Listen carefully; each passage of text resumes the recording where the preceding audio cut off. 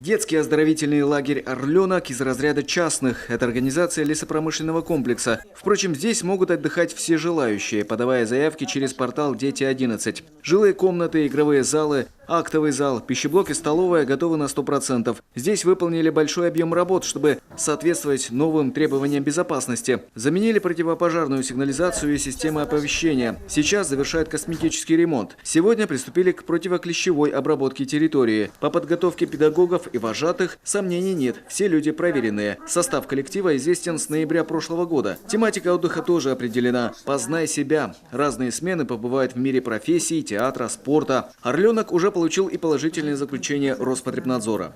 Ежесменно мы принимаем 180 детей. Да? Наша программа называется «Познай себя». Первая – это подпрограмма. Вот 3 июня мы принимаем 180 детей.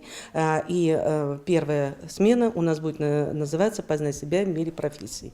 Ну и поскольку все-таки нашему рискому лесных отраслей 95 лет, мы будем участвовать в этом празднике. И вот эти выбор профессии, они нам помогут и организовать малые профсоюзные группы среди детей. Это вот наши, уже 2-й год мы занимаемся данным вопросом. Детям очень нравится. Дети находят наши минусы и наши плюсы в нашей работе. С прошлого года в отношении всех объектов образования установлены категории опасности. Все государственные объекты подпадают под 2-ю категорию, для которой необходимо было привести в соответствие инженерно-техническую инфраструктуру каждого объекта. Ужесточены требования к пропускному режиму, внешней и внутренней системам видеонаблюдения, системам управления доступом на территорию. Но у нас на сегодняшний день 32 видеокамеры стоят по периметру, то есть на территории лагеря. Из них где-то 16-18 по периметру, а остальные в жилых детских корпусах по коридорам на запасных выходах.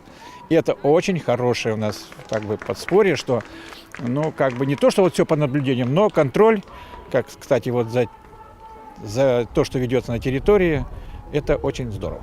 В детском оздоровительном лагере «Чайка» уже обработали территорию от клещей, сдали пробы на воду и ждут положительного заключения. С 3 июня должны начаться заезды. Всего пройдут 4 смены по 270 человек. Готовность лагеря на сегодня 80-90%. Остались работы по благоустройству территории. Завершен ремонт в пищеблоке, закупили новое технологическое оборудование и посуду, в столовой провели косметику. Готовы к заезду детей и корпуса. Недочетов ревизоры также не нашли, как и в 2 других республиканских лагерях «Гренада» и «Мечта». Они первыми получили заключение. У нас есть еще объекты, которые находятся в ведомственной принадлежности других органов исполнительной власти. Это Олимп у Минспорта, это Лозом у Минздрава. Мы в этом году в рамках организации досуга детей в летний период подключаем учреждения культуры, библиотеки для того, чтобы дети летом были заняты. Даже если они не в лагере, то они организованы, они занимаются каким-то делом на базе клубов в сельских населенных пунктах. Поэтому все эти объекты, они сейчас готовятся и принимаются. Здесь же в «Чайке» завершает инструктивный лагерь молодых вожатых. Это студенты 3-го курса педагогических направлений, которые на производственной практике будут работать вожатыми в лагерях Коми, Кировской и Московской областей, а также в Черноморской Зорьке. 3 дня с утра и до ночи в реальных условиях они отрабатывают самые разные занятия с детьми.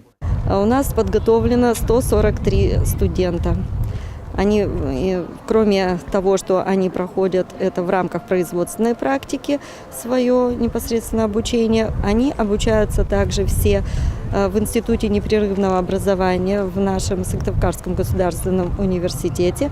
Они получат все 25 мая, получат свидетельство вожатого.